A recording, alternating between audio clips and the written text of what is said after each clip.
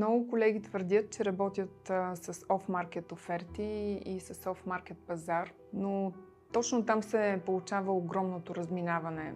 Това какво моя клиент търси и какво аз търся и това, което колегите предлагат. Да речеме, че търся къща с 4 спални и изведнъж колежката се включва и казва: ето, Ава, тук имам точно това, което твоя клиент търси. И аз поглеждам и там пише 3 спални.